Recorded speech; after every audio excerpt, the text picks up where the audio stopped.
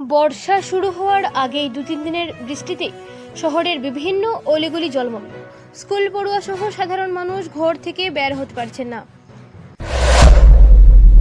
বর্ষা শুরু হওয়ার আগেই 2-3 দিনের বৃষ্টিতে শিলচর শহরের বিভিন্ন এলাকায় বন্যার রূপ ধারণ করল।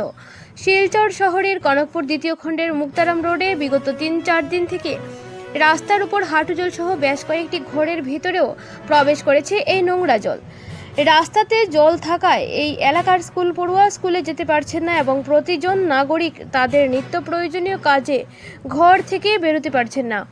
তাই আজ এলাকার মহিলারা একত্রিত হয়ে সংবাদ মাধ্যমকে জানান যে এই জমা জলের নিচে ভাঙা কালভার্টের গর্তে পড়ে আহত হয়েছেন একজন এবং প্রতিজন মানুষ তাদের প্রয়োজনীয় কাজকর্মে ঘর থেকে বাইরে যেতে পারছেন না। তারা আরও বলেন, ভোট আসলে লম্বা লম্বা ভাষণ দেওয়ার জন্য নেতা মন্ত্রীদের অভাব হয় না, কিন্তু আজ তাদের এই দুর্ভোগের সময় কারও দেখা নেই। তাই তারা বিভাগীয় কর্তৃপক্ষ সহ স্থানীয় মন্ত্রী বিধায়কের কাছে অনুরোধ রাখেন যে মুক্তারাম রোডের ড্রেনেজের ব্যবস্থা করে অতি সত্বর এই জমা জল নিষ্কাশন করার জন্য। অন্যথায় আগামী কর্পোরেশন নির্বাচনে এই এলাকার প্রতিজন জনগণ ভোটের মাধ্যমে এর জবাব দেবেন বলে জানান তারা। আসাম প্রাইম নিউজ 24x7-এ শ্রীবাস দাসের প্রতিবেদন।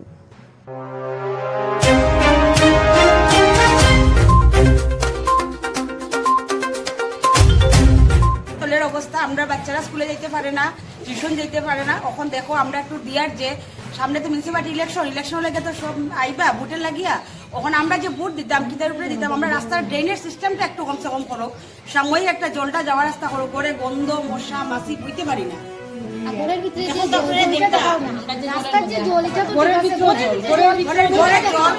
জলটা বাইরেই না, ওইলে আর বাইরেই না। এটা 7 দিন 10 দিন কোনো জায়গায় জল নাই, একমাত্র উত্তরাঙ্গলের জল। এটা কেন গোড়ের ভিতরে জল আজকে বৃষ্টি তো দিবি, জল পুরো এক জায়গা হইলো, জল তো দিতো আজকে 15 দিন ধরে জল তো খালি ক্রমশ বাড়িয়েই যাচ্ছে। আজকে শিলচর টাউনে জল নাই, কিন্তু আমরা মুক্তারামগলির জল, মানুষ বিশ্বাস করে না। কিসের আবার মুক্তারামগলির জল নাই, খালি আমরা গলির জল, কেউ বিশ্বাস করে না আমরা গলির জল।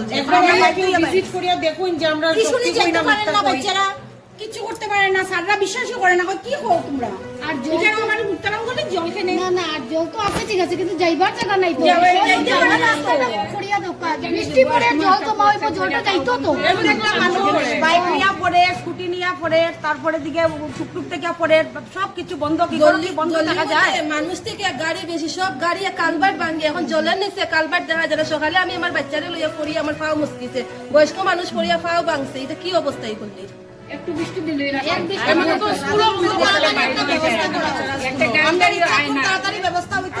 আমরা মানুষ, আমরা মানুষের মতো, আমরা বাইরে নিয়ে আছে, কাজ আছে, আমরা ঘরে থাকতে পারি না। সব মহিলারা বাইরেছি, শুধু বৃষ্টির জল না তো, এটা নর্দমা এরকম জলে হাঁটাও পুরুষেরা তো দেখাই যান না, সব মহিলারা দেখাই যান না। পুরুষরা তো তারা মহিলারা বাইরে লাগছে এই অবস্থা কাজে যাইতো, কিন্তু তারাও কত আমরা টেনশন, তারা বাইরে গেলে কেমনে ঘরে ভালোভাবে আইয়া ঢুকতো। কি আর কত জল, হাঁটু পর্যন্ত জল হয়ে গেছে এই মুক্তারাম গলি। তারপরে বাড়িতাম ডাক্তার বলে যাওয়া যায়, যখন রাখি বাজে জল এখন আর কি নাই, এখন তাই একটু দেখেও না যে আমরা জলের মধ্যে আর জল তো একই জায়গায়, এখন তাই দেখাটা উচিত পুরা স্ট্যান্ডার্ড হয়ে গেছে। আমরা যে ঘরের ভিতরে জলও দেখাই, তারা ঘরের ভিতরে জল, সব দিকে জল। ঘর দেখাও।